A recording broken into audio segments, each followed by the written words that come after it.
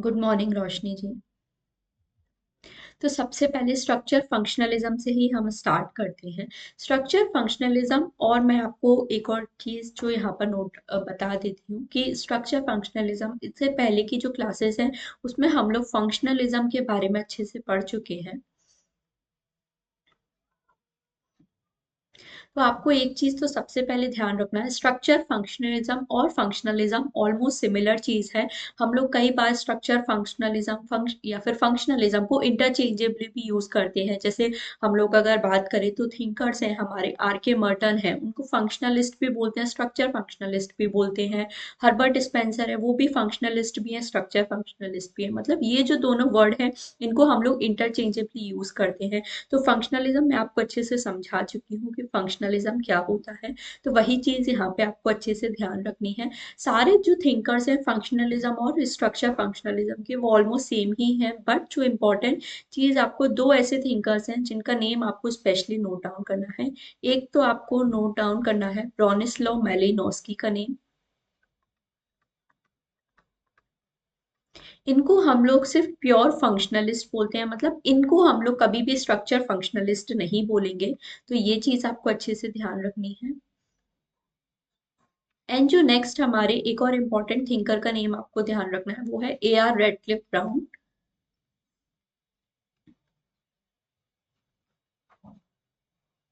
इनको हम लोग प्योर स्ट्रक्चर फंक्शनलिस्ट बोलते हैं, मतलब इनकी जगह हम लोग फंक्शनलिस्ट यूज नहीं कर सकते रेडक्लिफ ब्राउन के लिए। सिर्फ इन दोनों के बारे में आपको अच्छे से ध्यान रखना है।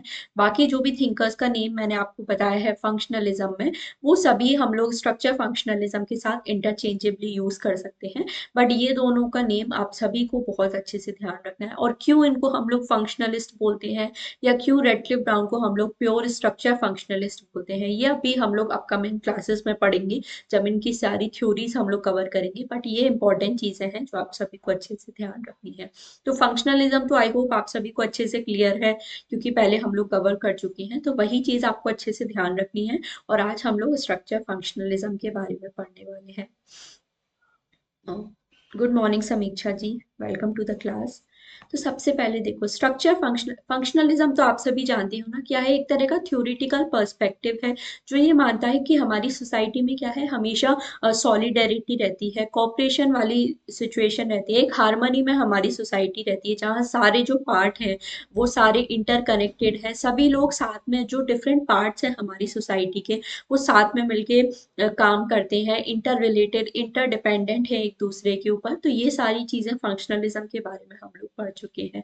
तो स्ट्रक्चर फंक्शनलिज्म हमारा किस बारे में बात करता है कि सोसाइटी हमारी फंक्शन करती है और वो रिलेशंस के ऊपर एम्फेसाइज करती है बिटवीन वेरियस सोशल इंस्टीट्यूशन।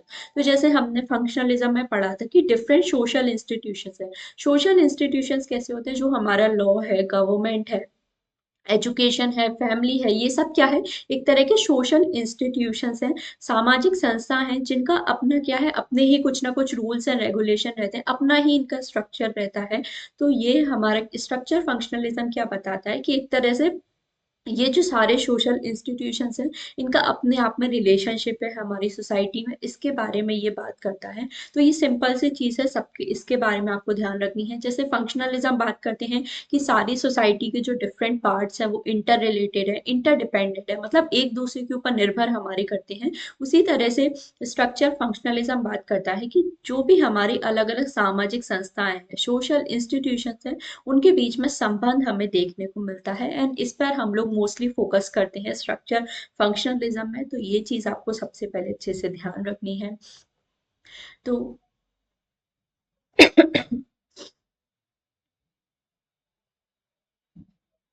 एक सेकेंड।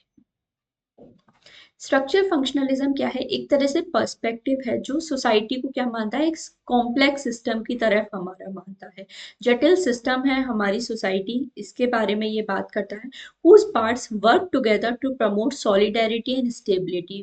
आपको याद है यही बात हमारे फंक्शनलिस्ट करते हैं कि सोसाइटी क्या एक तरह से कॉम्प्लेक्स सिस्टम है जहाँ सारे जो डिफरेंट पार्ट्स हैं वो हमारे साथ में मिलके काम करते हैं। उसकी वजह से सोसाइटी में सॉलिडेरिटी मतलब एकजुटता और स्थिरता हमें सोसाइटी में देखने को मिलती है। तो ये चीज आपको ध्यान रखनी है।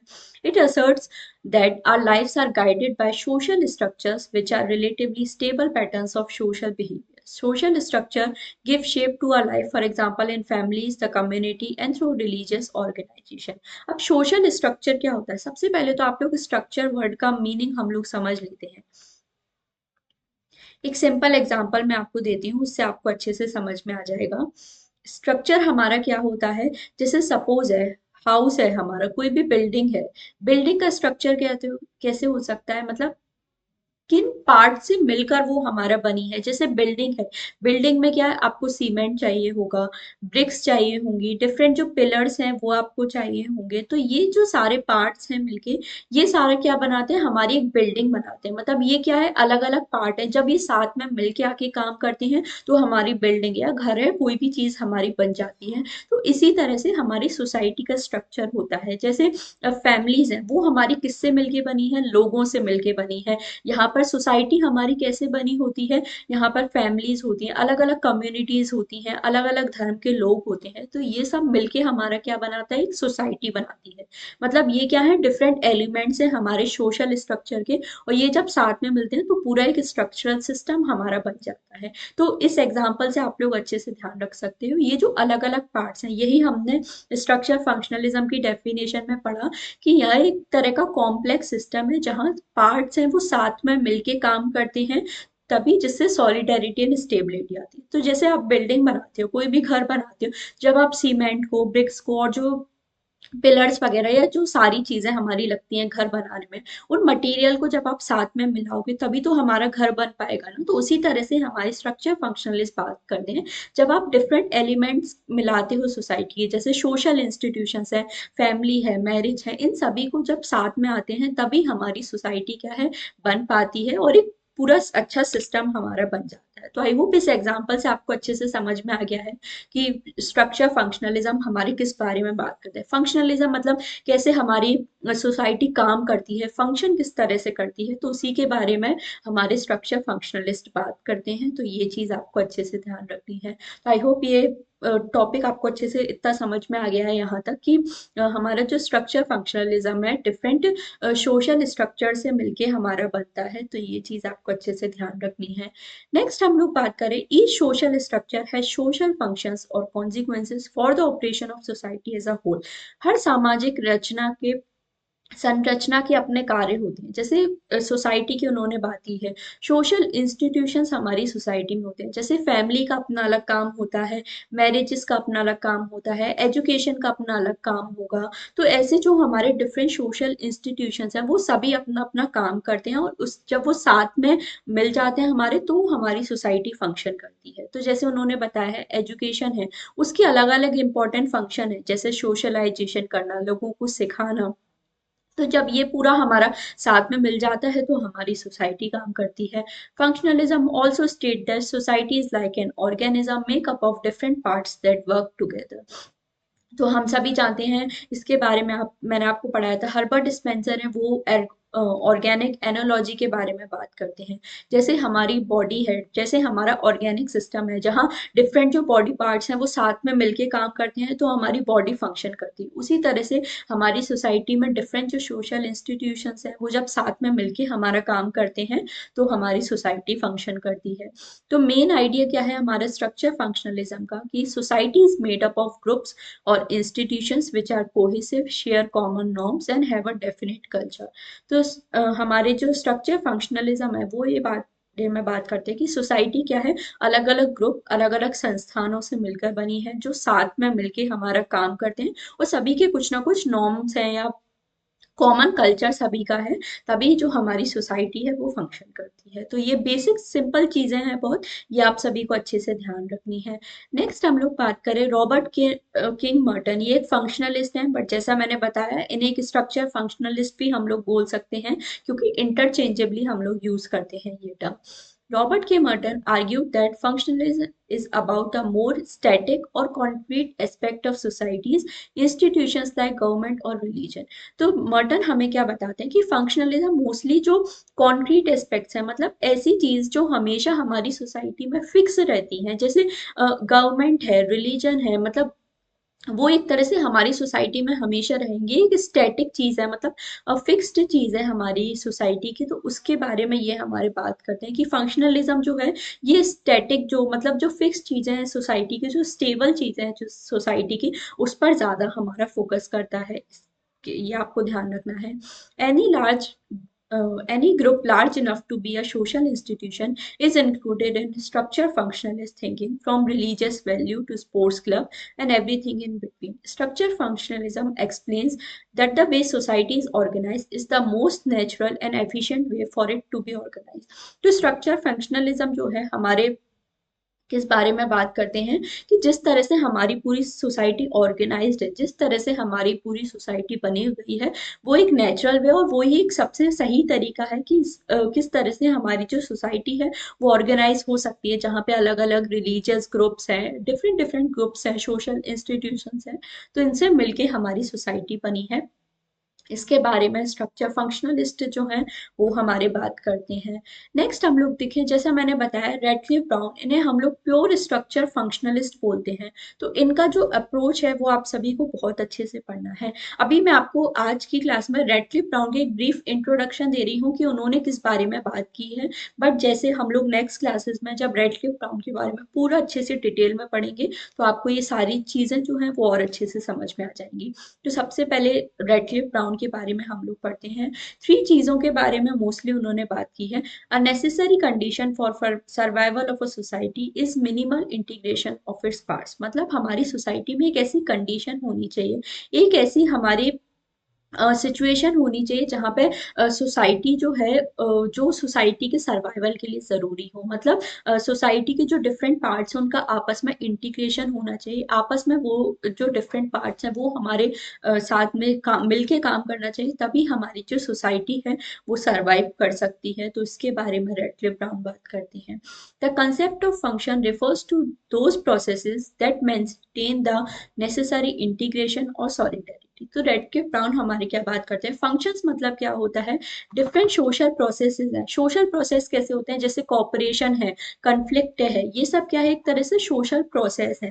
तो ये जब हमारे सोसाइटी का एक तरह से इंटीग्रेशन होगा, सॉलिडेरिटी में हमारी रहेगी, तभी हमारी जो सोसाइटी है वो फंक्शन कर सकती है। उन्होंने बताया and in each society structural features can be shown to contribute to the maintenance of necessary solidarity, मतलब हमारी सोसाइटी में स्ट्रक्चरल फीचर्स होते हैं, डिफरेंट सोशल स्ट्रक्चर्स होते हैं जो अपना काम करते हैं और सोसाइटी के सॉलिडेरिटी बढ़ाने में कंट्रीब्यूट करते हैं, मतलब सोसाइटी में एकजुटता बढ़ाने के लिए ये जो हमारे सोशल स्ट्रक्चर्स हैं वो अपना काम करते हैं। तो इस ये थ्री मेन चीजों के बारे में रेडक्लिफ ब्राउन हमारी बात करते हैं। अभी ये बेसिक आइडिया मैं आपको दे रही हूँ, ये आपको ध्यान रखना है। फिर जैसा मैंने बोला नेक्स्ट क्लासेस में जब हम लोग रेडक्लिफ ब्राउन अच्छे से पढ़ेंगे तो ये चीजें आपको अच्छे से समझ में आ जाएंगी कि किस रेफरेंस में उन्होंने ये सारी चीजों के बारे में बात की है। But I think basic idea आप सभी समझ ही गए हो कि स्ट्रक्चर फंक्शनलिज्म हमारा होता क्या है, तो वो आपको अच्छे से ध्यान रखना है। नेक्स्ट हम लोग बात करें functional theory of stratification. Functional theory of stratification ये किसने दी थी, सबसे पहले तो ये आपको ध्यान रखना है, तो किंग्सले डेविस एंड विल्बर्ट मूरे का नेम आपको ध्यान रखना है, बहुत इंपॉर्टेंट थिंकर्स हैं, तो इनका नेम आप सभी को ध्यान रखना है। अब ये मैं आपको बता देती हूँ कि हमारी सोसाइटी में मतलब किस बारे में फंक्शनल थ्योरी ऑफ स्ट्रेटिफिकेशन जो है वो किस बारे में हमारी बात करती है, तो वो आपको ध्यान रखना है। Davis and Moore made regarded social structure as both universal and necessary. Important point है ये आप लोगों को दिखना है कि वो क्या मानते हैं, स्ट्रेटिफिकेशन क्या है, यूनिवर्सल और नेसेसरी। स्ट्रेटिफिकेशन मैंने आपको बताया था स्तरीकरण, मतलब जब डिफरेंट लेवल्स में हमारी सोसाइटी में लोग डिवाइड होते हैं, तो जैसे मैंने आपको बताया था कि कोई टॉप रैंक में होता है हमारा, कोई लो रैंक में होता है सोसाइटी में, मतलब अलग अलग लेवल्स में हमारी जो सोसाइटी के लोग डिवाइड होते हैं, तो उसे क्या बोला है उन्होंने, स्ट्रेटिफिकेशन, स्तरीकरण जिसे हम लोग बोलते हैं। तो उन्होंने क्या बताया, स्ट्रेटिफिकेशन क्या है, यूनिवर्सल है और नेसेसरी है। वो ये मानते हैं कि ये जो स्ट्रेटिफिकेशन है हमारी सोसाइटी में, जैसे फंक्शनलिज्म फंक्शनलिज्म जब मैंने आपको बताया था उसमें मैंने आपको बताया था कि फंक्शनलिस्ट जो है हमारे वो ये मानते हैं कि स्ट्रेटिफिकेशन क्या है, नेसेसरी है हमारी सोसाइटी में, मतलब ये जो सिस्टम है हमारी सोसाइटी में वो होना ही चाहिए। तो किंग्सले डेविस एंड विल्बर्ट मोर इस बारे में बात करते हैं और वो क्या मानते हैं कि ये क्या है, यूनिवर्सल है, ये हमारा सार्वभौमिक है। सार्वभौमिक यूनिवर्सल का मतलब क्या हुआ कि हर सोसाइटी में आपको ये जो स्ट्रेटिफिकेशन है वो देखने को मिलेगा ही। कोई भी सोसाइटी ऐसी नहीं है जो कंप्लीटली क्लासलेस हो, जो कंप्लीटली वर्गहीन हमारी कोई भी सोसाइटी नहीं होती। मतलब हर सोसाइटी में आपको क्लासेस दिखेंगी हमेशा, हर सोसाइटी में आप देखना कहीं पर भी आप चले जाओ, किसी भी कंट्री में आप चले जाओ, आपको हमेशा ऐसे दिखेगा कोई हाई रैंक पर है, कोई लो रैंक पे है। तो जो फंक्शनलिस्ट है वो इसी बारे में बात करते हैं कि हर सोसाइटी में आपको ये जो स्ट्रेटिफिकेशन है वो दिखेगा ही। कोई भी सोसाइटी हमारी क्लासलेस नहीं होती है। क्लासलेस मतलब जहाँ कोई भी क्लास ना हो, मतलब अलग अलग लेवल पे लोग डिवाइड ना हो, स्ट्रेटिफिकेशन ना हो, तो ऐसा कोई भी सोसाइटी हमारी नहीं है।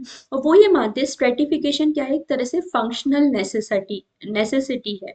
ये बहुत इंपॉर्टेंट है। वो ये मानते हैं कि स्ट्रेटिफिकेशन क्या है, फंक्शनल नेसेसिटी, मतलब अगर हमारी सोसाइटी को फंक्शन करना है, अगर हमारी सोसाइटी में प्रॉपरली सारे काम होने हैं, तो ये जो स्ट्रेटिफिकेशन है वो बहुत ज़्यादा ज़रूरी है। इसके बारे में जो फंक्शनल थ्योरी ऑफ स्ट्रेटिफिकेशन है, किंग्सले डेविस एंड विल्बर्ट मोरे, वो इसके बारे में बात करते हैं कि स्ट्रेटिफिकेशन क्या है, एक तरह का फंक्शनल नेसेसिटी है। तो ये आपको ध्यान रखना है। तो ये भी आपसे इस टाइप के क्वेश्चन पूछ सकते हैं कि स्ट्रेटिफिकेशन को एज अ फंक्शनल नेसेसिटी हमारा किसने बुलाया था, तो किंग्सले डेविस एंड विल्बर्ट मूरे ने हमारे इस बारे में बात की थी। ये आप सभी को बहुत अच्छे से ध्यान रखना है।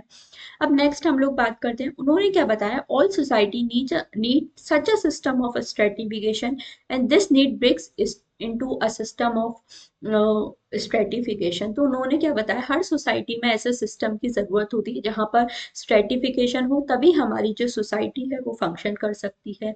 They also viewed stratification as a structure, pointing out that stratification refers not to individuals in the stratification system, but rather to a system of positions.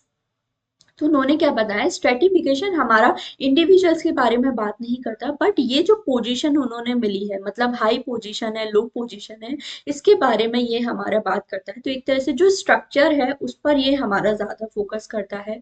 They focused on how certain positions came to carry with them different degree of prestige, not on how individual came to occupy certain position. तो जो structure functionalist है हमारे Kingsley Davis और Wilbert Moore, वो इस बारे में हमारे बात करते हैं कि कैसे हमारी सोसाइटी में जो अलग अलग पोजीशंस हैं उनसे अलग अलग प्रेस्टीज लोगों की जरूरी होती है। जैसे सपोज कोई हाई पोजीशन है तो उसको अलग तरह के प्रेस्टीज, मतलब अलग तरह का सम्मान हमारी सोसाइटी में मिलेगा। जो अगर लो रैंक पे है तो उसको उतना ज्यादा सम्मान हमारा नहीं मिलेगा। तो जो स्ट्रेटिफिकेशन सिस्टम है या जो स्ट्रक्चर फंक्शनलिस्ट है वो इस बारे में बात करते हैं कि किस तरह की जो प्रेस्टीज है, मतलब किस तरह का सम्मान आदर सत्कार है, वो किसी पोजीशन से हमारा जुड़ा हुआ है। तो ये जो प्रतिष्ठा है इसके बारे में वो बात करते हैं। वो इस पर फोकस नहीं करते कि कैसे इंडिविजुअल को ये हमारी पोजीशन मिली है, इस पर वो ज्यादा बात ना करते, वो इस बारे में बात करते हैं कि किस पोजीशन पे किस तरह का प्रेस्टीज सम्मान मान प्रतिष्ठा हमारे लोगों को मिलती है। तो इसके बारे में Kingsley Davis and Wilbert Moore हमारे बात करते हैं। उन्होंने बताया है they were concern with the functionally more important position in the society. तो अभी हमने पढ़ा जो हमारी सोसाइटी में महत्वपूर्ण पद हैं उन पे उनका ज्यादा फोकस रहता है। The position that rank high within the stratification system are presume to be those that are late present to occupy but are more important to the survival of society and that require the greatest ability and talent. In addition, society must attach sufficient rewards to these positions so that enough people will seek to occupy them and the individuals who do not come to occupy they will work diligent। तो ये यहाँ पर जो लिखा है उसका मैं आपको शॉर्ट में एक एग्जांपल देके समझाती हूँ। यहाँ पर उन्होंने क्या लिखा है कि जो लोग हाई रैंक पे होते हैं हमारी सोसाइटी में, जिनके पास हाई रैंक होती है सोसाइटी में, उच्च ओहदा जो जिन लोगों के पास होता है उनके पास ज्यादा हमारा प्रेस्टीज होता है। और उन्होंने बताया है कि ये जो पोजीशन है लेस प्लेजेंट हमारी सोसाइटी में होती है। मतलब लोग यहाँ पर मतलब एक तरह से ज्यादा खुशी लोगों के पास यहाँ पे नहीं होती। बट ये जो पोजीशन है बहुत इंपॉर्टेंट है हमारी सोसाइटी में, और ये जो पोजीशन है उन्हीं लोगों को मिलती है जिनके पास एबिलिटी और टैलेंट होता है। तो इसका हम लोग एग्जाम्पल दें तो यहाँ पे हमने, जैसे आपने देखा हो सिविल सर्विसेज में हम लोग देखते हैं, जैसे जो आईएएस है, आईएएस क्या है, एकदम टॉप रैंक है, एक डिस्ट्रिक्ट का हेड होता है हमारे आईएएस, पूरा डिस्ट्रिक्ट और उसके आसपास के जो भी गांव है या छोटे छोटे ब्लॉक्स वगैरह हैं वो सब डिस्ट्रिक्ट मजिस्ट्रेट, मतलब जो हमारा आईएएस ऑफिसर होता है उसके कंट्रोल में हमारे रहते हैं। तो ये उन्होंने बताया ये एकदम टॉप पोजीशन है। यहाँ पे जो लोग हैं उनके पास हाई पोजीशन है, मतलब उनके पास प्रेस्टीज। आप देखो आईएएस को कितनी रिस्पेक्ट, कितनी हमारी मतलब सम्मान मिलता है पूरी सोसाइटी में। तो उन्होंने बताया है जो लोग हाई रैंक पे होते हैं उनके पास प्रेस्टीज तो होता ही है, बट ये जो जॉब्स है वो लेस प्लीजेंट होती है, मतलब कम सुखद होती है। अब यहाँ आप देखो, अगर टॉप रैंक में कोई पोजीशन है, आईएएस है, उनको कितना ज्यादा काम करना पड़ता है, उनका जो टाइम है वो उनका पर्सनल नहीं होता, मतलब जो भी उनका अपना पूरा टाइम है वो उन्हें सोसाइटी का काम करने के लिए, अपना काम फुलफिल करने के लिए करना पड़ता है। मतलब बहुत ज्यादा ऐसे कोई छुट्टियां नहीं ले सकते वो, क्योंकि अगर वो मतलब ऐसे हॉलीडे बनाने चले जाएं तो पूरा जो काम है वो हमारा रुक जाता है। तो ये जो पोजीशन है लेस प्लीजेंट होती है, मतलब इतना ज्यादा प्रेशर और सारा मतलब पॉलिटिशियंस का भी प्रेशर हैंडल करना है, सारी सोसाइटी में जो चीजें हैं वो भी देखनी है। सपोज अगर आईएएस है, उसको रात में कोई कॉल आ गया, कोई इमरजेंसी सिचुएशन हो गई उनके डिस्ट्रिक्ट में, कुछ ऐसे लड़ाई झगड़ा दंगा हो गया, तो उन्हें रात में उठ के भी जाना पड़ेगा। वो ये नहीं बोल सकते कि अभी मेरे ड्यूटी आवर्स खत्म हो गए हैं तो अभी मतलब रात के 2 बजे मैं नहीं आऊंगा, तो ऐसा नहीं होता। ये जो टॉप पोजीशन है ये लेस प्लेजेंट, मतलब कम सुखद होती है, बट डेफिनेटली यहाँ पे प्रेस्टीज लोगों को ज्यादा बहुत मिलता है। और ये जो पोजीशन है ये इम्पोर्टेंट है हमारी सोसाइटी के सर्वाइवल के लिए। तो ये जो पोजीशन है जैसा मैंने बताया बहुत महत्वपूर्ण होती है। अब आप देखो अगर आईएएस ही नहीं होगा तो हमारी सोसाइटी कैसे काम करेगी। तो ये जो पोजीशन है ये हमारी सोसाइटी के लिए बहुत ज्यादा जरूरी होती है, तभी हमारी जो सोसाइटी है वो प्रॉपर सर्वाइव कर पाएगी, पूरा फंक्शन कर पाएगी। अब हमारे जो फंक्शनलिस्ट हैं वो ये बारे में बात करते हैं कि सोसाइटी को यहाँ पे कुछ सफिशिएंट रिवॉर्ड्स लोगों को देना चाहिए ऐसी पोजीशन पे, अदरवाइज कोई क्यों ही जाएगा। सपोज कोई आईएएस है, उसको मतलब कोई सैलरी ना मिल रही हो, कोई भी एक्स्ट्रा बेनिफिट नहीं मिल रहा होगा, तो वो क्यों इतनी मेहनत करेगा, क्यों सारा काम करेगा। तो यहाँ पर जो फंक्शनलिस्ट हैं वो ये बारे में बात करते हैं कि ऐसे लोगों को कुछ स्पेशल रिवॉर्ड्स मिलना चाहिए। जैसे आप देखो आईएएस की सैलरी अलग ही होती है, उनको कितने सारे एक्स्ट्रा बेनिफिट्स हमारे मिलते हैं, मतलब प्रॉपर उन्हें रहने के लिए जगह मिलती है, गवर्नमेंट व्हीकल्स हमारे मिलते हैं, सारे मतलब रिसोर्सेज उनको मिल जाते हैं, हर चीज का बेनिफिट उन्हें मिलता है। तो यही उन्होंने एग्जाम्पल दिया, जब अगर टॉप पोजीशन अगर आप किसी को दे रहे हो तो वहां पे उन्हें आपको कुछ ऐसे रिवॉर्ड्स भी देने पड़ेंगे, ऐसे पुरस्कार भी देने पड़ेंगे जिससे लोग उस पोजीशन पे जाने के लिए ट्राई करें। तो इसके बारे में उन्होंने बात की है, जैसे आईएएस को कितने सारे बेनिफिट्स मिलते हैं, तभी आज के टाइम पे हर कोई आईएएस बनना चाहता है, मतलब कितने लाखों लोग यूपीएससी की तैयारी करते हैं। अब हर किसी को मतलब बनना है, क्योंकि इतनी सारा प्रेस्टीज तो मिलता ही है, साथ में अदर बेनिफिट्स भी बहुत ज्यादा मिलते हैं। तो जब ऐसी पोजीशन आप लोगों ऐसा मतलब रिवॉर्ड्स आप सोसाइटी में लोगों को दोगे तभी तो लोग उस पोजीशन पर जाने का ट्राई करेंगे। तो इसके बारे में बात करते हैं। और यहाँ पे जो पोजीशन है वो उन्होंने बताया है कि आपकी जो एबिलिटी है और टैलेंट पे आपकी बेस होनी चाहिए, मतलब आपकी क्षमता और प्रतिभा पे होनी चाहिए। अब आप किसी को भी किसी पे को भी तो आप आईएएस बना नहीं सकते ना, जिसके पास एबिलिटी होगी टैलेंट होगी तभी आप देखो आईएएस जो बनते हैं उनका प्रॉपर मतलब एग्जाम होता है, उनका इंटरव्यू होता है कि आपके अंदर ऐसा एटीट्यूड है कि नहीं कि आप मतलब जो भी सिचुएशन है उसको हैंडल कर पाओ। तो जो जिन लोगों को पोजीशन मिलती है वो उनकी एबिलिटी और टैलेंट के ऊपर मिलती है। तो जो स्ट्रक्चर फंक्शनलिस्ट हैं वो हमारे इसी बारे में बात करते हैं कि हमारी सोसाइटी में ये जो स्ट्रेटिफिकेशन है वो होना बहुत जरूरी है। और जिसको टॉप रैंक मिलती है उनको प्रेस्टीज तो मिलती है, बट ये जो पोजीशन है काफी ज्यादा अनप्लीजेंट हमारे लिए होती है। एंड सोसाइटी को कुछ ना कुछ ऐसे रिवॉर्ड्स देना चाहिए इन लोगों को जिससे लोग इन पोजीशन के लिए जाने का हमारा ट्राई करें। और ये जो पोजीशन है जब इस तरह से स्ट्रेटिफिकेशन हमारा सही तरह से वर्क करेगा, ये काफी इंपॉर्टेंट पोजीशन होती है, तभी जब ये सारे काम अच्छे से चलेंगे तो हमारी सोसाइटी जो है वो अच्छे से सरवाइव हमारी कर सकती है। तो इसलिए जो स्ट्रेटिफिकेशन है वो बहुत ज्यादा जरूरी है हमारी सोसाइटी के सर्वाइवल के लिए। इसके बारे में जो फंक्शनलिस्ट थिंकर्स है specially Kingsley Davis and Davis Moore, वो इस बारे में हमारे बात करते हैं। तो ये चीजें आपको अच्छे से ध्यान रखनी है। तो आई होप ये आपको अच्छे से समझ में आ गया है। नेक्स्ट हमारे थिंकर आते हैं टैलकट पार्सन्स, स्ट्रक्चर और फंक्शनलिज्म। इन्होंने किस बारे में बात की है वो भी हम लोग देख लेते हैं। तो ये भी हमारे स्ट्रक्चर फंक्शनलिज्म या सेम मैंने बताया फंक्शनलिज्म फंक्शनलिस्ट थिंकर्स हमारे हैं। तो इन्होंने क्या बात की है कि हमारी सोसाइटी में फंक्शनल इम्पेरेटिव्स के बारे में ये बात करते हैं। फंक्शनल इम्पेरेटिव्स क्या होता है, मतलब हमारी सोसाइटी में कुछ ऐसी चीजें हैं जो जरूरी है, नेसेसरी है, मतलब कुछ ऐसे सिस्टम हैं जो हमारी सोसाइटी में होने चाहिए, कुछ ऐसे काम हैं जो हमेशा अपनी किसी भी सोसाइटी में अपने लोगों के लिए करने चाहिए। तो 4 फंक्शनल इम्पेरेटिव्स उन्होंने बताए हैं।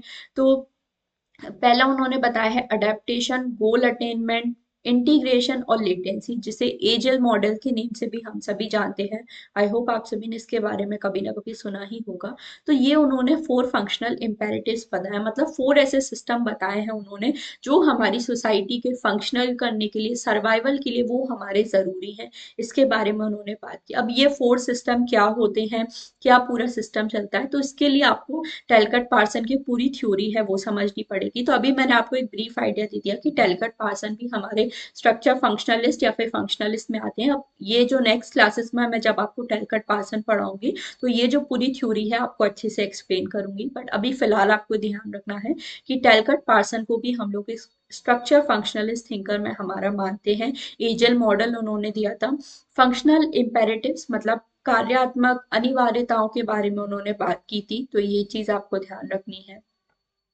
नेक्स्ट हम लोग बात करें SF नाडेल, ये भी हमारे एक स्ट्रक्चर फंक्शनलिस्ट थिंकर हैं, तो इनका भी नेम आपको अच्छे से ध्यान रखना है। स्ट्रक्चर फंक्शनलिस्ट हमारे क्या बात करते हैं, थ्योरी ऑफ सोशल स्ट्रक्चर उन्होंने डेवलप किया ना, उनकी बुक का नेम है the theory of social structure.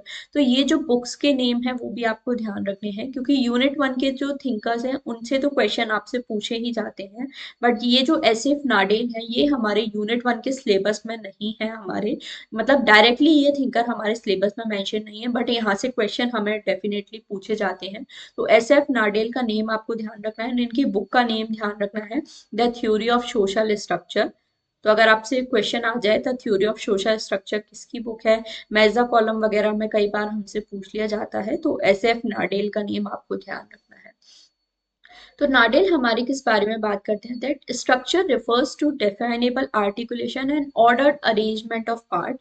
Nadel therefore says that structure indicates a transportable being relatively invariant while the plants parts themselves are variable।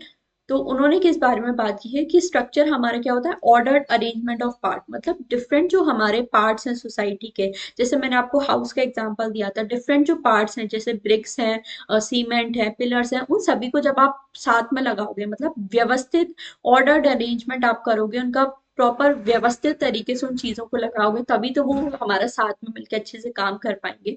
तो उसी तरह से उन्होंने बताया कि हमारी सोसाइटी के जब आप डिफरेंट पार्ट्स को एक प्रॉपर अरेंजमेंट उनका करते हो तभी हमारा सोशल स्ट्रक्चर बनता है। तो इसके बारे में उन्होंने बात की है।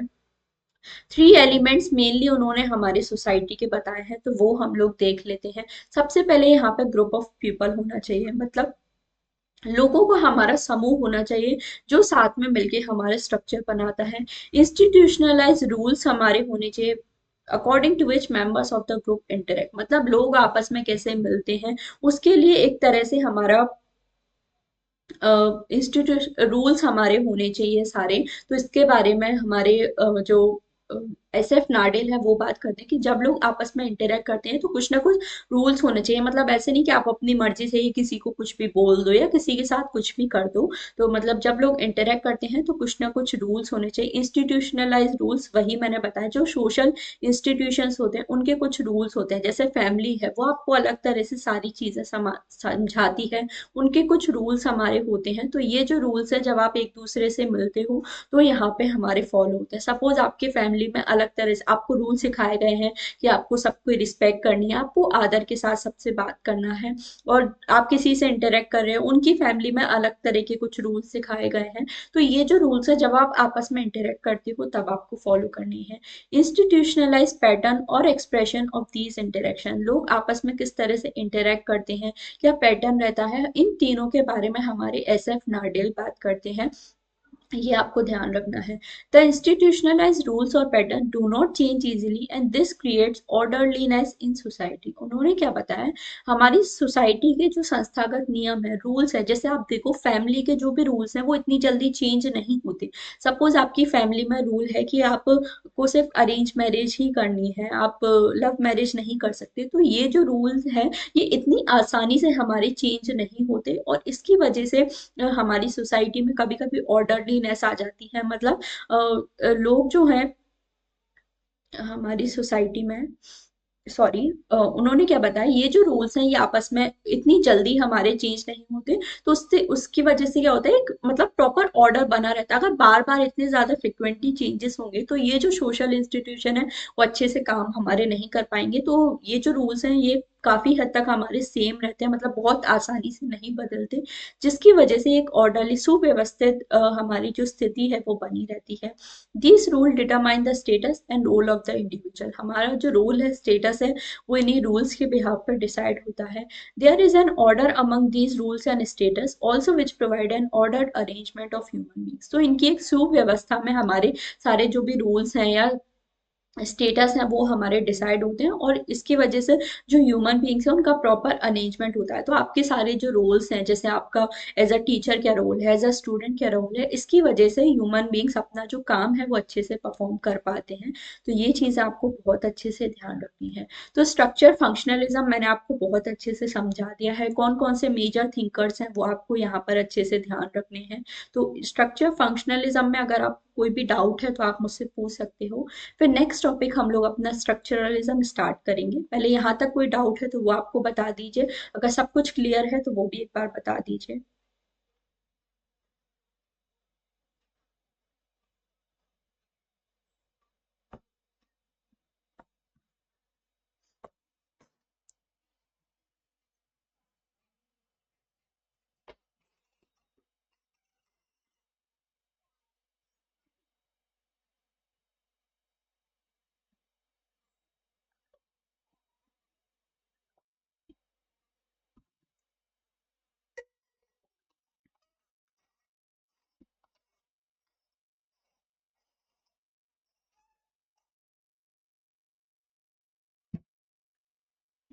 चलिए क्लियर है, तो फिर हम लोग आगे अपना नेक्स्ट टॉपिक स्टार्ट करते हैं। जैसे हमने पढ़ा कि सबसे पहले इवोल्यूशनिस्ट हमारे आते हैं, फिर उनके बाद हमारे जो फंक्शनलिस्ट थिंकर्स हैं वो आते हैं, फंक्शनलिस्ट के बाद स्ट्रक्चर फंक्शनलिस्ट थिंकर्स आते हैं, उनके बाद हमारे जो स्ट्रक्चरलिस्ट थिंकर्स हैं वो हमारे आते हैं। अब स्ट्रक्चरलिज्म क्या होता है तो उसके बारे में भी हम लोग अच्छे से पढ़ लेते हैं। अभी तक हमने फंक्शनलिज्म, स्ट्रक्चर फंक्शनलिज्म है उसको हमने अच्छे से पढ़ा। अब हमारा आता है स्ट्रक्चरलिज्म। तो स्ट्रक्चरलिज्म है हमारे किस चीज पे फोकस करते हैं, focus on structure but they are not in the main the same structure that concern the structure functionalist. while the structure functionalist and most sociologists are concerned with social structure, the primary concern of structuralists are linguistic concerns structures। अब आपको एक चीज ध्यान रखनी है, structure functionalism भी हमारे जो सोसाइटी का स्ट्रक्चर है उस पर फोकस करते हैं, एंड जो स्ट्रक्चरलिस्ट है उस पर भी हमारा, वो भी हमारी सोसाइटी का जो स्ट्रक्चर है उस पर फोकस करते हैं। बट जो मेन डिफरेंस क्या है वो इन दोनों में, वो ये है, जो स्ट्रक्चर फंक्शनलिस्ट हमारे हैं वो सोसाइटी का जो ओवर्ट स्ट्रक्चर है, मतलब ऐसा स्ट्रक्चर जो हमें डायरेक्टली दिखाई देता है उसके बारे में बात करते हैं। बट जो हमारे स्ट्रक्चरलिस्ट हैं ये सोसाइटी का जो हिडन स्ट्रक्चर है, मतलब ऐसी चीजें जो हमें डायरेक्टली दिखाई नहीं देती हैं सोसाइटी की या स्ट्रक्चर की, उसके बारे में ये हमारे बात करते हैं। मोस्ट इम्पॉर्टेंटली लिंग्विस्टिक पर, भाषाएं जो संरचना है उस पर ये ज्यादा फोकस करते हैं, क्योंकि स्ट्रक्चरलिज्म जो पर्सपेक्टिव है वो भी हमारा लिंग्विस्टिक मतलब भाषाओं से हमारा निकल कर आया है। तो ये चीज आपको सबसे पहले अच्छे से ध्यान रखनी है। अब लैंग्वेज के स्ट्रक्चर के बारे में बात की है, मतलब हम लोग आपस में बात करते हैं बट कभी हम लोग बहुत रेयरली ऐसा होता है कि उसके स्ट्रक्चर पे ध्यान रखते हैं। स्ट्रक्चर मतलब कि कैसे ये जो लैंग्वेज है या ये जो वर्ड हम लोग यूज कर रहे हैं वो कैसे हमारा बनी है, मतलब इसके पीछे का जो ग्रामर है ग्रामर है वो एक तरह से हमारा जो हिडन स्ट्रक्चर है उसमें आ जाता है कि कैसे ये जो भी वर्ड है इसका कैसे उच्चारण हम लोग कर रहे हैं, कैसे बोल रहे हैं, इसका मतलब पूरा ग्रामर क्या है। तो ये जो चीज़ों पे फोकस करता है वो हमारा स्ट्रक्चरलिज्म करता है। तो ये चीज़ आपको अच्छे से ध्यान रखनी है। लिंग्विस्टिक से ये हमारा निकल के आ रहा है, ये बहुत इंपॉर्टेंट चीज़ है, ये आपको अच्छे से ध्यान रखनी है। मेन डिफरेंस तो मैंने आपको बता ही दिया कि स्ट्रक्चर फंक्शनलिज्म है जो ओवर्ट मतलब ऊपर ऊपर से जो स्ट्रक्चर हमें दिखाई देता है उसके बारे में बात करते हैं। बट जो स्ट्रक्चरलिस्ट है वो हमारा हिडन स्ट्रक्चर मतलब जो छुपा हुआ जो हमारा स्ट्रक्चर है सोसाइटी का, जिस पर डायरेक्टली हम लोग जिन चीज़ों पर फोकस नहीं करते हैं उसके बारे में ये हमारा बात करता है। तो ये चीज़ आपको बहुत अच्छे से ध्यान रखनी है। Structure functionalism refers to the structuralism refers to the logical structure of human mind। तो ह्यूमन माइंड का हमारा किस तरह से स्ट्रक्चर होता है, हम लोग किस तरह से सोचते हैं, किस तरह से सारा काम करते हैं, उस पर ये हमारा बात करता है। तो ये चीजें आपको अच्छे से ध्यान रखनी है। The concept of structuralism analyse the relationship between concept और the names that culture gives to concept. तो स्ट्रक्चरलिज्म है उस पर हमारा फोकस करता है, जैसे मैंने बताया रिलेशनशिप पे ये हमारा फोकस करेगा। जैसे हमने पढ़ा कि स्ट्रक्चरलिस्ट है वो तो सिर्फ यही देखते हैं कि सोसाइटी में लोग कैसे आपस में इंटरेक्ट कर रहे हैं, क्या उनके रूल्स एंड रेगुलेशन है। बट ये हमारा बताता है कि वो रिलेशनशिप पे ज्यादा फोकस करता है, मतलब हमारी जो सोसाइटी का कल्चर है वो किस तरह से सारी चीजें हमारे लोगों जो इंडिविजुअल्स हैं उनको कैसे प्रोवाइड कर रहा है। तो इस पर ये हमारे ज्यादा फोकस करते हैं। While structure functionalism believe in holistic methods and analysis of whole culture, structuralism proceeds by the analysis of isolated bits of culture and are more generalized and comparative in their approach। तो इन्होंने क्या बताया, structure functionalism जो है वो holistic method मतलब हमारा संपूर्ण जो समग्र तरीकों पर ये फोकस करते हैं। मतलब कोई भी कल्चर है तो पूरे कल्चर को हमारा एक साथ पढ़ने की बात जो स्ट्रक्चर फंक्शनलिस्ट है वो हमारे करते हैं। बट जो स्ट्रक्चरलिज्म है वो क्या है, आइसोलेटेड बिट्स ऑफ कल्चर, मतलब कोई भी हमारा कल्चर है, हर कल्चर में भी कुछ ना कुछ अलग अलग डिफरेंट पार्ट्स हो सकते हैं। तो स्ट्रक्चरलिज्म क्या करता है, ये जो डिफरेंट पार्ट्स हैं हमारी सोसाइटी के, इसके बारे में पढ़ने की या समझने की कोशिश हमारा करता है। तो ये चीज आपको अच्छे से ध्यान रखनी है। बाकी जो स्ट्रक्चर फंक्शनलिज्म है पूरा जो कल्चर है उसको एक साथ पढ़ने की कोशिश करेगा। तो ये चीज आपको अच्छे से ध्यान रखनी है। और जो स्ट्रक्चरलिज्म है वो कंपैरेटिव होता है, मतलब ये जो डिफरेंट डिफरेंट पार्ट्स हैं उनको कंपेयर करने की ये हमारा कोशिश करता है। तो ये चीज भी आपको अच्छे से ध्यान रखनी है। एंड एक और चीज मैं आपको बता देती हूँ कि स्ट्रक्चरलिज्म और जो स्ट्रक्चर फंक्शनलिज्म है हमारा, दोनों ही एक मैक्रो पर्सपेक्टिव है सोसाइटी का। क्या है, मैक्रो पर्सपेक्टिव है, मतलब सोसाइटी को एज अ होल ये हमारा स्टडी करने की बात करती है। तो ये चीज भी आपको अच्छे से ध्यान रखनी है। नेक्स्ट मैंने बताया रूट्स इन लिंग्विस्टिक। तो स्ट्रक्चरलिज्म है वो हमारा लिंग्विस्टिक यानी कि जो लैंग्वेज है वहां से हमारा निकल कर आता है। तो ये चीज आपको अच्छे से ध्यान रखनी है।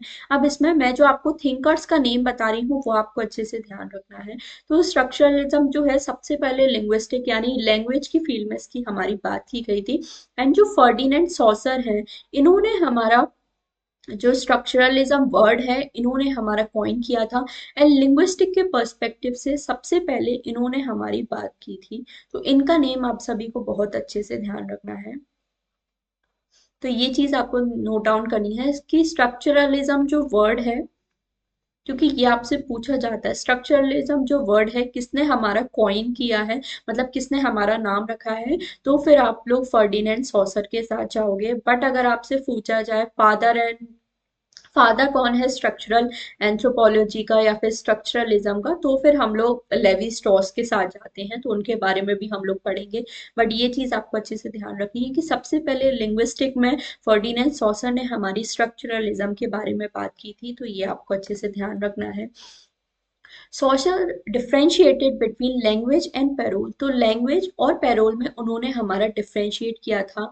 ये चीज आपको ध्यान रखनी है। लैंग्वेज क्या है, formal grammatical system of the language, it is a system of phonetic elements whose relationship are govern. तो लैंग्वेज हमारा किस बारे में बात करता है कि जो ग्रामेटिकल सिस्टम है, मतलब हमारी कोई भी भाषा है उसके पीछे की व्याकरण क्या है। जैसे व्याकरण क्या होता है, राम बाजार जाता है, हम लोग ग्रामर में पढ़ते हैं ना कि किस तरह से जो सेंटेंस है वो हमारा कैसे फॉर्मेशन होता है। तो लैंग्वेज क्या है, ग्रामेटिकल सिस्टम के बारे में बात करती है। फोनेटिक एलिमेंट्स मतलब किसी भी वर्ड को आप बोलते हो तो क्या हमारा उच्चारण होता है, किस तरह से हम लोग बोलते हैं। जैसे हम लोग जब माँ बोलते हैं तो आप कभी भी नोटिस करना कि माँ जब आप बोलते हो तो आपकी जो लिप्स हैं वो आपस में मैच करता है। आप कभी भी ऐसा हो ही नहीं सकता कि हम लोग माँ बोले और आपके जो लिप्स हैं वो आपस में मैच ना करें। तो इस तरह से आप देखना, तो किस तरह से कोई चीज हम लोग प्रोनाउंस करते हैं, ग्रामेटिकल सिस्टम के बारे में हमारा जो लैंग्वेज है वो फोकस करता है। बट उन्होंने क्या बताया है, पेरोल क्या है, Parole is actual speech, the way speaker use language to express themselves। तो लैंग्वेज हमारा क्या बताता है कि किस तरह से ग्रामेटिकल सिस्टम है, किस तरह से लैंग्वेज हमारा पूरा एक तरह से बना है। बट जो पैरोल हमारा बताता है वो ये बताता है कि कैसे जो स्पीकर्स है, मतलब जो लोग भाषा का यूज करते हैं वो कैसे अपने आप को एक्सप्रेस करते हैं। जैसे कोई भी लैंग्वेज है उसको, जैसे मैं आपको पढ़ा रही हूँ तो मैं अपना हैंड मूवमेंट करती हूँ, तो मैं इस तरह से ये जो लैंग्वेज है उसको एक्सप्रेस कर रही हूँ। तो ये क्या है, एक तरह से पैरोल हमारा है। इसके बारे में फर्डिनेंड सॉसर ने बात की थी। अब सपोज, तो आई होप आपको अच्छे से समझ में आ गया है कि लैंग्वेज एंड पैरोल में हमारा क्या डिफरेंस होता है। लैंग्वेज एक तरह से हमारा ग्रामेटिकल सिस्टम और फोनेटिक एलिमेंट्स है उसको बारे में बताता है।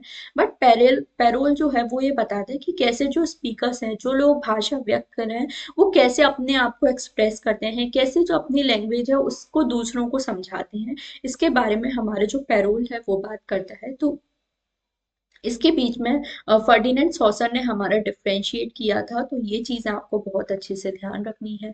नेक्स्ट मैंने बताया कि क्लॉड लेवी स्ट्रॉस का नेम आपको ध्यान रखना है, जिन्हें फादर ऑफ स्ट्रक्चरलिज्म भी हम लोग बोलते हैं, क्योंकि एंथ्रोपोलॉजी में एंड सोशियोलॉजी में जो सबसे ज्यादा काम है वो हम स्ट्रक्चरलिज्म में वो लेवी स्ट्रॉस ने ही हमारा किया है। तो इनके बारे में हम लोग यूनिट 1 में बहुत अच्छे से डिटेल में पढ़ेंगे।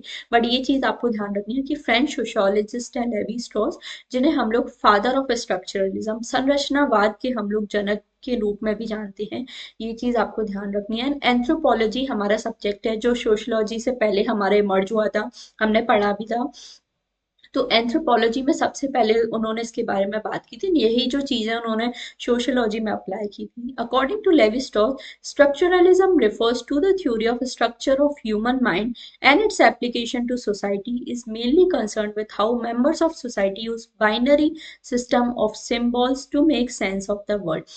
तो ये चीज आपको ध्यान रखनी है कि लेवी स्ट्रॉस ह्यूमन माइंड, मानव जो हमारा मन है, ह्यूमन माइंड है, उसका जो स्ट्रक्चर है उसके बारे पे वो हमारे ज्यादा फोकस करते हैं कि, और ये जो चीजें हैं ये हमारी सोसाइटी में कैसे अप्लाई होती हैं उसके बारे में बात करते हैं। तो स्ट्रक्चर ऑफ ह्यूमन माइंड मतलब आप किस तरह से सोचते हो, किस तरह से सारी चीजें समझते हो, उसके बारे में बात करता है। मोस्टली बाइनरी सिस्टम हम लोग यूज करते हैं, इसके बारे में बात की थी। द्वि अधिकारी प्रणाली के बारे में उन्होंने बात की थी। बाइनरी सिस्टम हम लोग और डिटेल में भी पढ़ेंगे, बट अभी मैं आपको ब्रीफली समझा देती हूँ। बाइनरी सिस्टम क्या होता है। तो लेवी स्ट्रॉस हैं, वो ये बात करते हैं कि हर सोसाइटी में आप लोग दो चीजों को साथ में मिला के समझते हो। जैसे अगर सोसाइटी में आपको ये समझना है कि हॉट क्या है, तो उसके लिए आपको ये पता होना चाहिए कि कोल्ड क्या है। मतलब गर्म चीज को आप तभी समझ सकते हो जब आपने पहले ये महसूस किया होगा कि ठंडा क्या है। जब आपने ठंडा क्या है वो महसूस किया है, तभी तो आप पता लगा सकते हो ना कि हाँ ये चीज गर्म है, जो चीज मैंने पहले महसूस की थी उससे ये अलग है। तो इस तरह से हमारा माइंड हमारा चलता है। जैसे लाइट को समझने के लिए आपको पता होना चाहिए कि डार्क क्या होता है। तो इसके बारे में उन्होंने बात की थी। तो ये जो लेवी स्ट्रॉस है इसके बारे में बात करते हैं कि हमारा जो ह्यूमन माइंड है, ह्यूमन बीइंग्स का जो दिमाग है वो इस तरह से बाइनरी सिस्टम में हमारा काम करता है, और इस तरह से हम जो वर्ल्ड है उसके डिफरेंट स्ट्रक्चर को समझते हैं। सारी चीजों को हम लोग इस तरह से सोसाइटी में समझते हैं। तो बाइनरी सिस्टम या फिर बाइनरी अपोजिशन के बारे में हमारे लेवी स्ट्रॉस बात करते हैं। बहुत फेमस उनकी थ्योरी है, कई बार यहाँ से क्वेश्चन बनता है। तो ये चीज आपको उनका बहुत अच्छे से ध्यान रखना है। उन्होंने क्या बताया है, when Levi Strauss is referring to structure, he is referring to the deeper and unconscious logical structure that lie under the over structure. तो वही मैंने बताया, deeper and unconscious logical structure मतलब जो हिडन स्ट्रक्चर है सोसाइटी के, उसके बारे में ये बात करते हैं, जो हमारा ओवर्ट स्ट्रक्चर के अंदर होता है, मतलब बाहर से जो हमें चीजें, जो प्रकट संरचना है, डायरेक्टली जो हमें चीजें दिखाई दे रही है, उसके अंदर जो डीपर स्ट्रक्चर होता है, जो हिडन मीनिंग होता है किसी भी चीज का, उसको समझने के बारे में जो स्ट्रक्चर है वो हमारा बात करते हैं। तो इसके बारे में लेवी स्ट्रॉस ने हमारी बात की है। तो इनका नेम आपको बहुत अच्छे से ध्यान रखना है। These structure are conceptual and highly abstract and very significantly not accessible to the actors of the society, they can only be accessed by the analyst. तो वो ये बात करते हैं कि ये जो हिडन स्ट्रक्चर है सोसाइटी के, इनके बारे में लोगों को पता नहीं होता, क्योंकि बहुत ज्यादा कंसेप्चुअल होते हैं। ये सिर्फ उन्हीं लोगों को समझ में आ सकते हैं जो एनालिस्ट हो, मतलब जिन्होंने इन चीजों के बारे में अच्छी से स्टडी किया हो, जो रिसर्चर्स वगैरह है, वो ये जो हिडन स्ट्रक्चर है सोसाइटी को, इसको अच्छे से समझ सकते हैं कि आप ह्यूमन बींग्स किस तरह से बोलते हैं। तो जब वो बोल रहे हैं कोई चीज, तो उनके माइंड में क्या चल रहा है, तो इनका जो डीपर स्ट्रक्चर है हमारी सोसाइटी का, जो अनकॉन्शियस होता है, मतलब जिनके बारे में लोग इतना सोच विचार नहीं करते, जिनके बारे में लोगों को पता ही नहीं होता, तो उस ये जो डीपर और अनकॉन्शियस स्ट्रक्चर है, इसके बारे में, इसको लेवी स्ट्रॉस ने हमारा स्ट्रक्चर बताया है। तो इसके बारे में लेवी स्ट्रॉस बात करते हैं, तो ये चीज आपको ध्यान रखनी है। उन्होंने क्या बताया, स्ट्रक्चरलिज्म क्या है, प्योरली पॉजिटिविस्ट अप्रोच है। It look upon society as a system of logical structure. तो ये चीज आपको ध्यान रखनी है, एक बिल्कुल प्योरली पॉजिटिव सिस्टम बनाए, क्योंकि ये हमारी सोसाइटी के लॉजिकल स्ट्रक्चर के बारे में बात करता है। It draws upon both psychology and linguistic. तो स्ट्रक्चरलिज्म जो है वो साइकोलॉजी और लिंग्विस्टिक दोनों पे हमारा फोकस करता है, मनोविज्ञान और भाषा विज्ञान, इस दोनों के बारे में ये बात करता है। तो ये चीज भी आपको ध्यान रखनी है। साइकोलॉजी के पर्सपेक्टिव से हम लोग देखें, it is referring to the universal mind. Psychology के पर्सपेक्टिव से अगर हम लोग देखें, तो स्ट्रक्चरलिज्म किस बारे में बात करता है, कि हमारा जो ह्यूमन माइंड है, जो मानव विज्ञान, जो हमारा दिमाग है या जो मन है, वो किस तरह से सोचता है, किस तरह से सारा बात करता है, किस तरह से काम करता है, तो उसके बारे में उन्होंने बात की है। But the classical positive psychology that refers to unconscious, मतलब अनकॉन्शियस चीजों पे, ऐसी चीजें जिनके बारे में डायरेक्टली हमें समझ नहीं होती, तो उन चीजों के बारे में ज्यादा फोकस करता है। लिंग्विस्टिक की अगर हम लोग बात करें, it is not concern with the subjective content of what is understood at speech, but the formal properties of language or the grammatical structure of language। अगर linguistic के पर्सपेक्टिव से हम लोग स्ट्रक्चरलिज्म की बात करें, तो ग्रामेटिकल स्ट्रक्चर मतलब भाषा की जब हम लोग बात करते हैं, तो हम लोग कौन किस तरह से बोल रहा है, तो वर्ड्स पे ध्यान देते हैं। बट जो वर्ड्स का ग्रामेटिकल स्ट्रक्चर है, मतलब कैसे हमारे जो सारे वर्ड्स वो बने हैं, उनके पीछे का ग्रामर क्या है, इस पर जो फोकस करने का काम है, वो हमारे स्ट्रक्चरलिस्ट करते हैं। स्पेशली लिंग्विस्टिक की फील्ड में वो ग्रामेटिकल स्ट्रक्चर के बारे में बात करते हैं। तो ये चीजें आपको अच्छे से ध्यान रखनी है स्ट्रक्चरलिज्म के बारे में। नेक्स्ट हम लोग देखें, लुई दोमो, ये भी हमारे एक स्ट्रक्चरलिज्म थिंकर है, बट आपको इनका नेम ध्यान रखना है। ये भी डायरेक्टली हमारे सिलेबस में मेंशन नहीं है, बट इनका नेम जरूर आपने को ध्यान रखना है कि इन्होंने स्ट्रक्चरलिस्ट मेथड हमारा फॉलो किया है। और उन्होंने ये जो स्ट्रक्चरलिस्ट मेथड है, इंडिया में इसे अप्लाई किया है। इंडियन कास्ट सिस्टम की उन्होंने स्टडी की है, कि किस तरह से हमारी सोसाइटी में हिरार्की होती है, कैसे डिफरेंट जो स्ट्रक्चर हैं सोसाइटी के, उनके क्या एलिमेंट्स हैं, हिडन स्ट्रक्चर है, उनके फोकस करने के बारे में बात हमारे लुई दोमो करते हैं। तो ये चीज आपको ध्यान रखनी है, उन्होंने इसके बारे में बात की है। भारत में जो जातीय व्यवस्था है, कास्ट सिस्टम है, उसको उन्होंने स्ट्रक्चरलिज्म पर्सपेक्टिव से हमारा पढ़ा है। तो ये चीज आपको ध्यान रखनी है। In this system man as member of society is given more importance than the individual. Here the concepts of individual freedom and equality of mankind are relatively less important. These ideals of individualism, freedom, and equality are negated by the three basic features of caste system, such as hereditary, hierarchy, and endogamy. Like Levi-Strauss, Louis Domot too has used the kinship system to explain many of his views regard the structuralist approach. तो mostly उन्होंने kinship system में या caste system में उन्होंने ये चीज apply की है, कि यहाँ पर लोग जो मेन जो मेंबर्स हैं उन पे फोकस ना करते हुए उनकी जो भी कास्ट है या उनके जो भी हिडन एलिमेंट्स है उस पर फोकस करने के बारे में ये हमारी ज्यादा बात करते हैं। किनशिप सिस्टम में भी उन्होंने ये चीजों के बारे में बताई है, प्योरिटी एंड पॉल्यूशन, इन सभी के बारे में लुई दोमो हमारे बात करती हैं। तो जैसे हम लोग सिलेबस आगे कवर करेंगे आपको अच्छे से समझ में आ जाएगा। जैसे लुई दोमो को हम लोग यूनिट 4 में पढ़ते हैं रूरल सोसाइटी में, तो वहां पे ये सारी चीजें आपको अच्छे से समझ आ जाएंगी। बट अभी फिलहाल के लिए आपको ये ध्यान रखना है कि लुई दोमो ने जो स्ट्रक्चरलिस्ट अप्रोच है इंडिया में उसे हमारा फॉलो किया था, तो ये चीज आपको अच्छे से ध्यान रखनी है। नेक्स्ट हम लोग बात करें एडमंड लीच, ये भी हमारे एक थिंकर आते हैं। इन्हें कई बार हम लोग एक न्यू स्ट्रक्चरलिस्ट बोलते हैं, मतलब स्ट्रक्चरलिज्म के जो प्रिंसिपल है इनको आगे बढ़ाकर या नए तरीके से इन्होंने उसे प्रेजेंट किया था। तो ये चीज आपको अच्छे से ध्यान रखनी है। लीच हमारे एक फ्रेंच स्ट्रक्चरलिज्म है। फ्रेंच स्ट्रक्चरलिज्म का जो उन्होंने ब्रिटेन में काफी ज्यादा फैलाया था। जो जैसे अभी हमने पढ़ा स्ट्रक्चरलिज्म है वो फ्रेंच से निकल आती है, क्योंकि जो लेवी स्ट्रॉस है वो हमारे फ्रेंच थिंकर हैं। बट ये जो फ्रेंच स्ट्रक्चरलिज्म का कंसेप्ट है इसे ब्रिटेन में हमारा एडमंड लीच ने हमारा फैलाया था। लेवी स्ट्रॉस से काफी ज्यादा हमारे इंस्पायर्ड हुए थे, इनके जो आइडियाज हैं ब्रिटेन में इन्होंने उसे पॉपुलराइज किया था। एंड काफी टाइम बाद ये ग्रेटेस्ट क्रिटिक, मतलब एक क्रिटिसिज्म भी ये हमारा लेवी स्ट्रॉस का करने लगे, उनकी आलोचना करने लगे कि आपने ये जो हमारी चीजें हैं स्ट्रक्चरलिज्म की उनको सही तरह से नहीं बताया है। इसी वजह से कभी कभी हम लोगों ने न्यू स्ट्रक्चरलिज्म भी बोलते हैं, क्योंकि स्ट्रक्चरलिस्ट का एक एकदम नया ही पर्सपेक्टिव उन्होंने हमारा दिया है। तो ये चीज आपको ध्यान रखनी है, क्योंकि उन्होंने बताया है Leach developed a grounded and empirical idea of structuralism.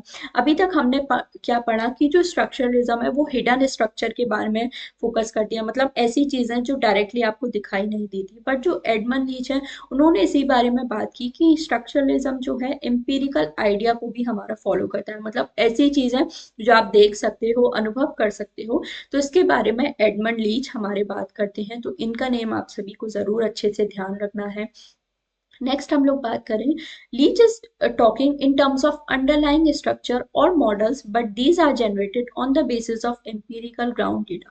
वो ये मतलब बात तो वो अभी भी अंडरलाइंग स्ट्रक्चर, मतलब जो हिडन चीजें हैं, अंतर्निहित जो संरचना है उसी के बारे में बात कर रहे हैं। बट ये बोलते हैं लीच, एडमंड लीच हमारे इस बारे में बात करते हैं कि ये जो हिडन स्ट्रक्चर है या आप एम्पिरिकल डेटा, मतलब उन्हीं चीजों के आधार पर बना सकते हो जो चीजें आपने महसूस की है। जब तक आप चीजों को महसूस ही नहीं करोगे आप उनका जो अंडरलाइन स्ट्रक्चर है, जो हिडन स्ट्रक्चर, उसको कैसे ही बता सकते हो। तो इसके बारे में एडमंड लीच हमारे बात करते हैं। डायनेमिक स्ट्रक्चर के बारे में उन्होंने बात की है। उन्होंने ये बताया कि structure is not static as it was suppose by Levi Strauss, but it changes over a period of time. And वो हमारे इस बारे में बात करते हैं कि स्ट्रक्चर हमेशा स्टैटिक नहीं रहता, हमेशा स्थिर नहीं रहता, जैसा कि लेवी स्ट्रॉस ने हमारा बताया। बट ये जो स्ट्रक्चर है ये हमारा धीरे धीरे टाइम के साथ बदलता रहता है। ये सारे चेंजेस उन्होंने स्ट्रक्चरलिज्म में बताए थे, तभी उन्हें हम लोग एक न्यू स्ट्रक्चरलिस्ट भी बोलते हैं। लेवी स्ट्रॉस हमारे यूनिवर्सल स्ट्रक्चर के बारे में बात करते हैं, बट लीच जो है वो लोकल स्ट्रक्चर के बारे में भी हमारी बात करते हैं। तो इनका नेम आपको जरूर ध्यान रखना है। नेक्स्ट हम लोग बात करते हैं रॉडनी निधम, तो ये भी हमारे एक स्ट्रक्चरलिस्ट थिंकर हैं, तो इनका भी नेम आपको ध्यान रखना है। रॉडनी निधम ये भी हमारे ब्रिटिश सोशियोलॉजिस्ट हैं। He brought structuralism across the channel and anglicized in his process, मतलब इन्होंने भी जो स्ट्रक्चरलिज्म प्रोसेस है उनका एंग्लिसाइजेशन, मतलब अंग्रेजीकरण, एक ब्रिटिश पर्सपेक्टिव से उन्होंने ये जो स्ट्रक्चरलिज्म है इसके बारे में बात की थी। इस first great work structure and sentiment demonstrated devastatingly the power of structuralist approach over psychological one, मतलब साइकोलॉजिकल तरीके से, मनोवैज्ञानिक तरीके से हम ये जो स्ट्रक्चरलेस प्रिंसिपल है इसके बारे में कैसे बात कर सकते हैं। तो इसके बारे में रॉडनी निदम ने बात की थी, तो इनका नेम आप लोगों को जरूर ध्यान रखना है। रिदम ने अपना ही एक अलग स्ट्रक्चरलिस्ट पाथ पकड़ा, जहां पर उन्होंने क्लासिफिकेशन सिस्टम है, cognitive universal, indigenous psychologist and kinship theory के बारे में ये बात करते हैं। हमारे कॉग्निटिव मतलब दिमाग में आप किस तरह से सारी चीजों को सोच रहे हो, हमारी साइकोलॉजी किस तरह से काम करती है, तो इसके बारे में उन्होंने अपने स्ट्रक्चरलिज्म के पर्सपेक्टिव में बात की। Rodney Needham, who was initially fascinated by structuralism and inspired by linguistics, attempted to explain the diversities of human culture by a few basic and universal structure of the brain. तो ये जो हमारे different elements हैं culture के, उन्होंने हमारे brain का जो स्ट्रक्चर किस तरह से रहता है उस तरह से उन्होंने, मतलब जैसे साइकोलॉजी के पर्सपेक्टिव से उन्होंने ये जो सारी चीजें हैं इसको एक्सप्लेन करने की बात की थी कि आप दिमाग में किस तरह से सोचते हैं, फिर किस तरह से आप सारी चीजों को सोसाइटी में समझते हो। तो इसके बारे में हमारे रॉडनी नेधम ने बात की थी, तो इनका नेम आप लोग को अच्छे से ध्यान रखना है। तो ये हमारा कंसेप्ट था स्ट्रक्चरलिज्म का एंड स्ट्रक्चर फंक्शनलिज्म के, कि कैसे हमारी सारी चीजें चलती हैं। तो आई होप ये आपको दोनों जो कंसेप्ट हैं वो अच्छे से समझ में आ गए होंगे। एक शॉर्ट समरी मैं आपको बता देती हूँ कि कैसे स्ट्रक्चरलिज्म हमारा, अभी तक हमने क्या पढ़ा, तो वो हम लोग जल्दी से देख लेते हैं। The above discussion can be summarized by saying that structuralism in anthropology has been seen as a paradigm shift in anthropological thought. मतलब पहले हम लोग एंथ्रोपोलॉजी में किस तरह से सोचते थे और आज के टाइम में हम लोग किस तरह से सोचते हैं, तो इसके बारे में ये हमारा बात करता है। पहले हम लोग सोसाइटी को एज अ नेचुरल सिस्टम समझते थे, बट आज के टाइम पे कैसे हम लोग हिडन स्ट्रक्चर पे फोकस करते हैं, इसके बारे में बात की है। लेवी स्ट्रॉस जो है वो हमारे लिंग्विस्टिक से काफी ज्यादा इंस्पायर्ड थे, मतलब जो लैंग्वेज की फील्ड है उनसे काफी ज्यादा इंस्पायर्ड थे। तो स्ट्रक्चरलिज्म मोस्टली हमारा फर्डिनेंड सॉसर से हमारा निकल आता है। कैसे हम लोग डिडक्टिव लॉजिक ही हमारा फॉलो करता है कि कैसे आप जनरल थ्योरी से पर्टिकुलर स्पेसिफिक चीजों पे हमारा फोकस करते हो। तो ये आपको ध्यान रखना है, ये भी आपको ध्यान रखना है, स्ट्रक्चरलिज्म डिडक्टिव लॉजिक फॉलो करता है, क्योंकि ये आपसे पूछ लिया जाता है, तो ये चीज आपको ध्यान रखनी है। स्ट्रक्चरलिज्म डिडक्टिव लॉजिक फॉलो करता है, बट जो स्ट्रक्चर फंक्शनलिज्म है हमारा वो इंडक्टिव लॉजिक फॉलो करता है। डिडक्टिव इंडक्टिव मतलब क्या होता है? इंडक्टिव मैंने आपको बताया था पहले भी, जब पर्टिकुलर चीजों से हम लोग कोई यूनिवर्सल थ्योरी बनाते हैं, जब आपने डिफरेंट छोटे छोटे एलिमेंट्स पढ़े उनके बेसिस पे कोई आप बड़ी थ्योरी बना रहे हो, तो उसके बारे में बात करते हैं। जैसे स्ट्रक्चर फंक्शनलिज्म है, वो क्या करते हैं, डिफरेंट पार्ट्स जो है सोसाइटी को उनको स्टडी करते हैं, उसके बेसिस पे पूरी सोसाइटी को एज अ होल स्टडी करते हैं। बट जो स्ट्रक्चर फंक्शनलिज्म सोसाइटी का जो यूनिवर्सल प्रिंसिपल है, उनके जो डिफरेंट पार्ट्स हैं, जैसे एक कल्चर, पूरा जो एक कल्चर है, उन्होंने बताया था आइसोलेटेड बिट्स ऑफ कल्चर, मतलब पूरे कोल कल्चर की कैसे जो डिफरेंट बिट्स हैं, मतलब एक जनरल यूनिवर्सल थ्योरी से ये हमारा पर्टिकुलर जो इंस्टेंसेस हैं उसके बारे में बात करते हैं। तो इसलिए स्ट्रक्चरलिज्म को हम लोग एक डिडक्टिव निगमनात्मक अप्रोच हम लोग बोलते हैं। तो ये चीज भी आपको अच्छे से ध्यान रखनी है। नेक्स्ट हम लोग बात करें, it generalises about all the culture in the world and then tries to find out those general principle in specific cultural context and cases. तो वही मैंने बताया, जनरलाइज से ये लोग स्पेसिफिक पे आते हैं, मतलब पर्टिकुलर केसेस पे डिडक्टिव अप्रोच फॉलो करते हैं। It is a grand theory that is Ben premise that human cultures throughout the world are similar because they are all product of human mind that is biologically similar and works on the principle of binary opposition। तो binary opposition के बारे में Levi Strauss बात करते हैं, ये चीज आपको ध्यान रखनी है। नेक्स्ट लुई दोमो हैं, शेरी ऑटनर हैं, इन्होंने, ये भी हम लोग आगे फेमिनिस्ट पर्सपेक्टिव में इनके बारे में पढ़ते हैं। ये जो स्ट्रक्चरलिज्म का आइडिया है, इन्होंने कास्ट सिस्टम और जेंडर में अप्लाई करने की बात की थी। तो शेरी ऑटनर हमारी एक फेमिनिस्ट थिंकर है, इनको हम लोग यूनिट 8 में पढ़ते हैं। तो ये जो स्ट्रक्चरलिज्म के प्रिंसिपल है, इन्होंने इस पर्सपेक्टिव में अप्लाई किया था। एक दोनों हमारे बात करते हैं कि जैसे जो डिफरेंट प्रिंसिपल्स हैं, binary opposition of purity and pollution, मतलब कास्ट सिस्टम में उन्होंने बात की थी प्योरिटी एंड पोल्यूशन की। जैसे कुछ कास्ट हैं जिनके पास हाई स्टेटस होता है तो उन्हें प्योर कास्ट माना जाता है, बट जो लोअर क्लास है, अनटचेबल्स हैं, उनको पॉल्यूटेड हमारा माना जाता है। तो उसके बारे में बात की थी। शेरी ऑटनर ने हमें बताया था कि कैसे universal subjugation of women, women को हम लोग किस तरह से सोसाइटी में देखते हैं और विमेन को कैसे नेचर के इक्वल हमारा माना जाता है। तो ये सारी चीजें हम लोग यूनिट 8 में पढ़ेंगे, बट ब्रीफ आपको आई थिंक अच्छे से समझ में आ ही गया है कि स्ट्रक्चरलिज्म हमारा क्या होता है। तो वो चीज आपको मेनली फोकस करनी है। The nature culture opposition is the base of universal subjugation of women because culture is considered superior to nature as it is capable of taming the nature according to its will। तो वही उन्होंने बताया किस तरह से women और nature में हमारी क्या सिमिलैरिटीज होती हैं, कैसे हमारी ये सारी चीजें चलती हैं। तो इसके बारे में उन्होंने हमारी बात की थी।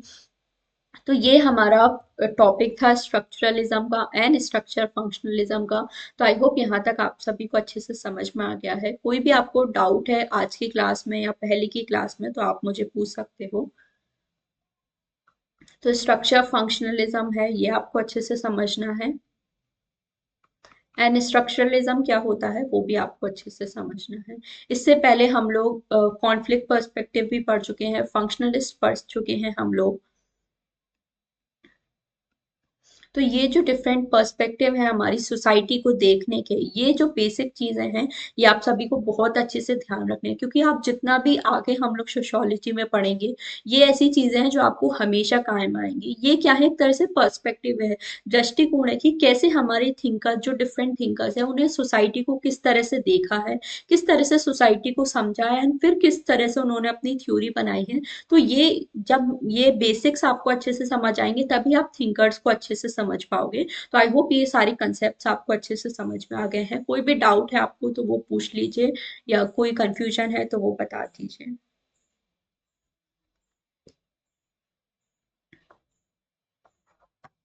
Human values and professional ethics के बारे में बता दीजिए, मतलब ये किस सेंस में बताना है आपको, मेरे वो नहीं समझ आया।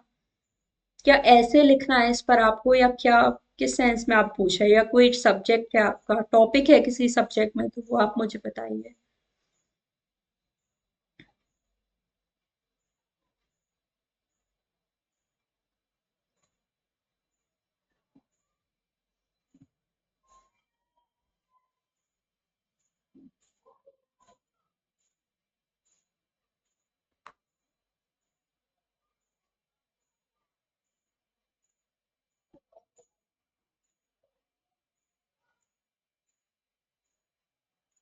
तो ये अलग से सब्जेक्ट है आपके में, या किसी सब्जेक्ट के अंदर टॉपिक है?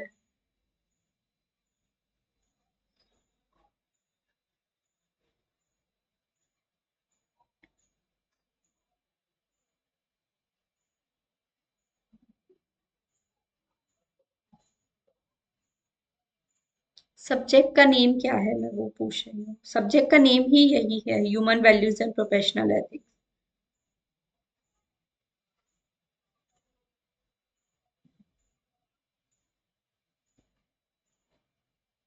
अलग से सब्जेक्ट ही है, अच्छा। तो ऐसे मतलब मैं पूरा सब्जेक्ट कैसे बनाऊं? ह्यूमन वैल्यूज अगर आप मीनिंग पूछ रहे हो तो पूरा सब्जेक्ट तो मैं नहीं पढ़ा सकती, क्योंकि मैंने भी ऐसा मतलब मेरे एग्जाम में तो नहीं था ये। इसमें मोस्टली आपकी एथिक्स से रिलेटेड चीजें आएंगी कि कैसे जैसे यूपीएससी में अगर आपने सुना हो एक एथिक्स हमारा सब्जेक्ट का पेपर होता है, तो एथिक्स वही होता है कि एक आइडियलिस्टिक सोसाइटी हमारी किस तरह से होनी चाहिए, या कैसे आप सोसाइटी में सारी चीजों को देखते हो। तो वो चीजें हैं आती हैं, मतलब किस तरह से एक अच्छा ह्यूमन बीइंग, एक आदर्श व्यवहार हमारी सोसाइटी में किस तरह से होना चाहिए, तो उसी के बारे में ये मोस्टली होगा। बट अगर पूरा सब्जेक्ट आप पूछ रहे हो तो वो मैं कैसे बता सकती हूँ? अगर आप उसका कोई टॉपिक मुझे बताओ तो फिर हम लोग फिर भी देख सकते हैं, बट पूरा सब्जेक्ट मैं कैसे ही पढ़ा सकती हूँ आपको।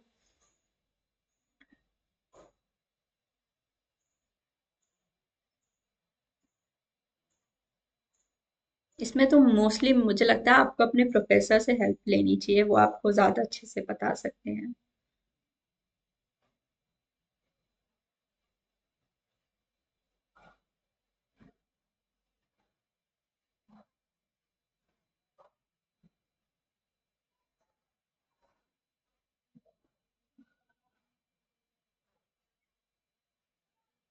अ, मेरा सजेशन यही है कि आप अपने टीचर से पूछो, क्योंकि ये सब्जेक्टिव है तो वैसे भी। और अभी मतलब इतना भी ये यूजीसी नेट से भी इतना ज्यादा रिलेटेड नहीं है, तो मैं पूरा सब्जेक्ट्स तो आपको नहीं पढ़ा पाऊंगी। बट डेफिनेटली पहले आप अपने जो भी प्रोफेसर्स हैं कॉलेज में उनसे ही थोड़ा हेल्प लेने का ट्राई कीजिए, फिर हम लोग देखते हैं। अगर मुझे मिला टाइम तो फिर मैं आपको देखूंगी।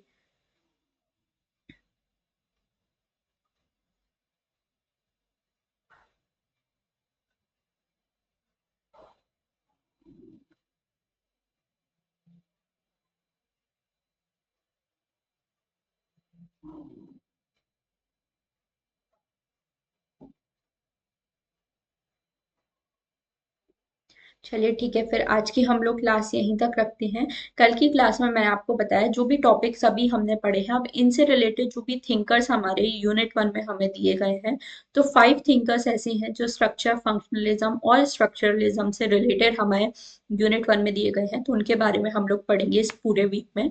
तो कल की क्लास में हम लोग जो फर्स्ट थिंकर हैं ब्रोनिस्लाव मेलिनोस्की, इनके बारे में पूरा हम लोग अच्छे से पढ़ने वाले हैं। तो आप लोगों को ये जो टॉपिक्स मैंने आपको पढ़ा है, फंक्शनलिज्म, स्ट्रक्चर फंक्शनलिज्म, इनका अच्छे से रिवीजन करना है ताकि आप सारे जो थिंकर्स हैं उनके बारे में अच्छे से पढ़ पाओ, समझ पाओ सारी चीजें। तो ये आपको अच्छे से ध्यान रखना है। और भी कोई आपको डाउट आता है अपना सिलेबस से रिलेटेड, तो वो आप मुझे कल की क्लास में पूछ सकते हो। आज की क्लास हम लोग यहीं तक रखते हैं फिर। Thank you so much for joining the session.